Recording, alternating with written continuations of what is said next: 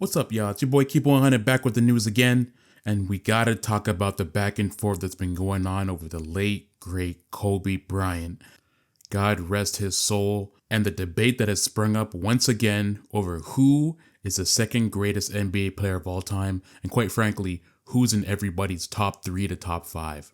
Now, last week, an NBA legend and one of my former favorite players, Allen Iverson, sat down with Rachel Nicols to talk about basketball amongst other things, and there was a specific clip from the interview that made the rounds when Rachel Nicols told Allen Iverson a story about how Kobe Bryant obsessed over him after a game they played in together where Allen Iverson scored 35 points and Kobe Bryant in that same game only scored 2 points after playing 5 minutes. Here's the audio clip from that same interview.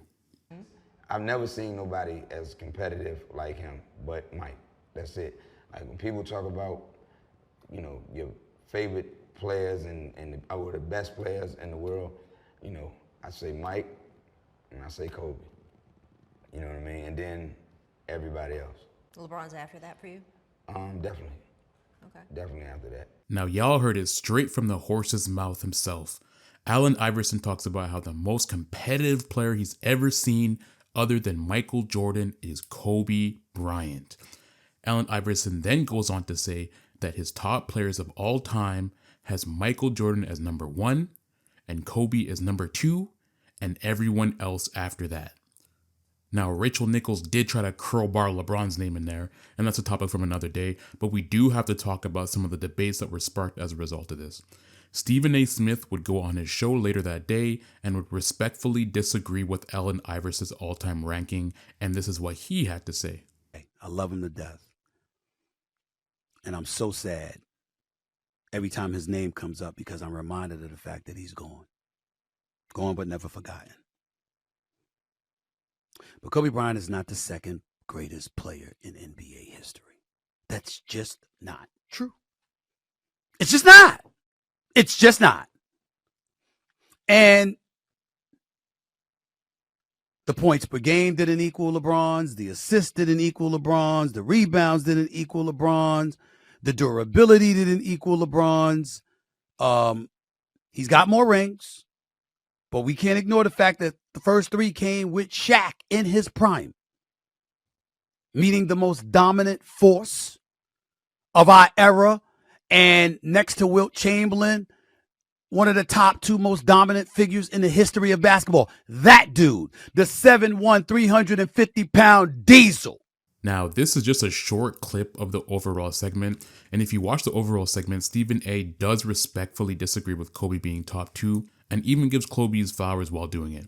He goes on to talk about how Kobe won his first 3 championships with Shaq, but then goes on to talk about how Kobe led the helm himself after Shaq left and went on to lead the league in scoring and bring his team to 3 other championships, one against Dwight Howard and the Orlando Magic, and the other 2 against the rival Boston Celtics that had Kevin Garnett, Paul Pierce, Ray Allen, and Rajon Rondo. Now, of course, Kobe ended up having 2 more championships out of these 3, beating Boston 1 time, losing to Boston 1 time, and then, of course, beating the Orlando Magic in the finals as well.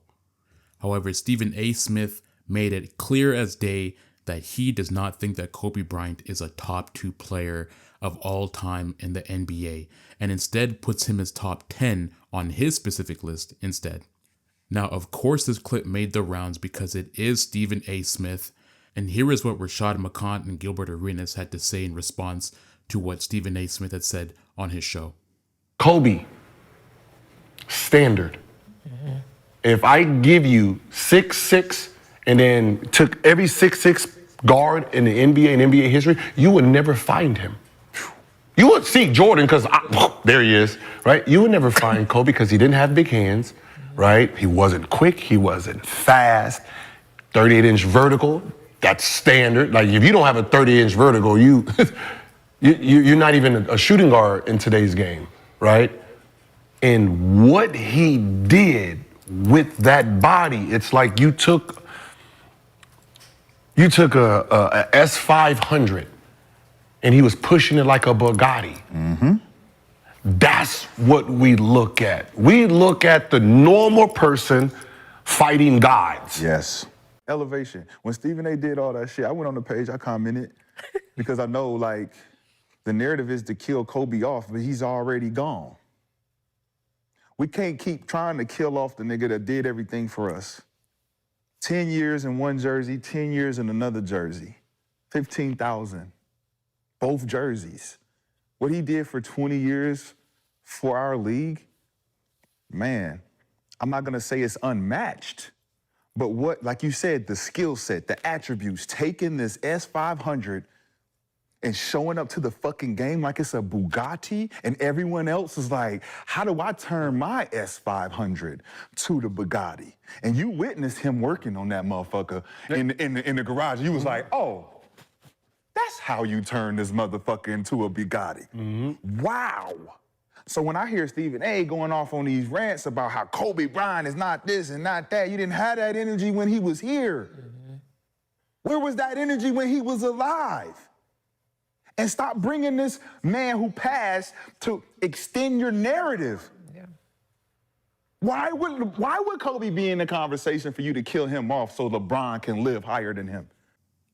Now, of course, this was something that Stephen A. Smith would respond to just earlier this morning, and here's what he had to say in response.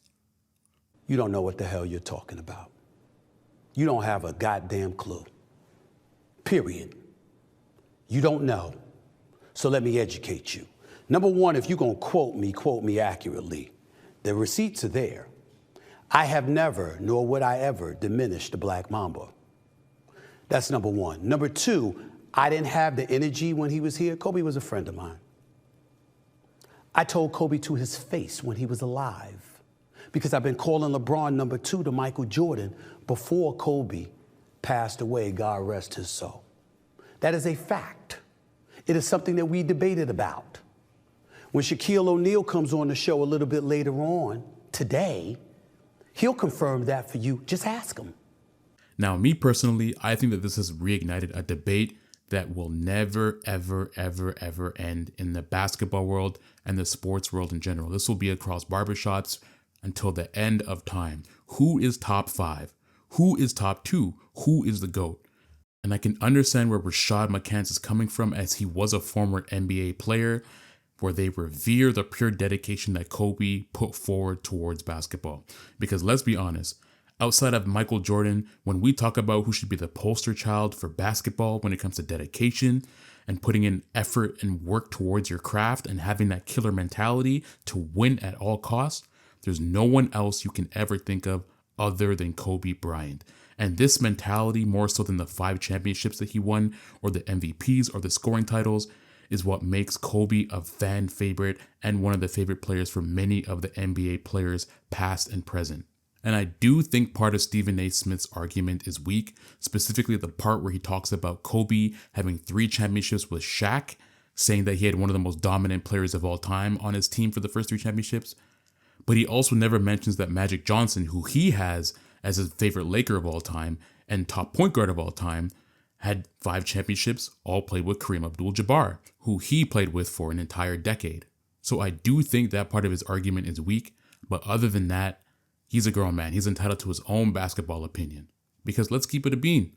Depending on what era you started watching basketball in, how old you are, you're going to have a different GOAT and a different listen ranking depending on when you started watching. If you're old as shit, you'll probably have Bill Russell or Dr. J, maybe higher than Jordan. If you grew up in the 90s, you're most likely going to have Jordan number 1. And if you're young as shit, maybe you have Steph as your GOAT, or Luka Doncic, or Paul George, or LeBron. Because even for younger people who say Michael Jordan, for example, is the GOAT, even going back watching his highlights, you're still not going to get the full effect of actually being there and watching him live when it happened. But overall, the fact that Stephen A. Smith has said specifically that this is something that he's told to Kobe personally in real life, to me, at least, that shows that he's not trying to posthumously discredit a man that can't vouch for himself on why he thinks he's the second best of all time behind Mike. And let's be clear with one thing over here on Keep It 100. Mike is a clear number 1 without a doubt, in my opinion. So I want to know what y'all think. Do y'all think that Stephen A. Smith not having Kobe top 5 of all time is disrespectful? Because he said he's for sure not top 2. He said he was top 10. Top 10. And who was on y'all top NBA players of all time? Listen below. And don't forget to like, comment, subscribe, and turn on post notifications. And I'm out.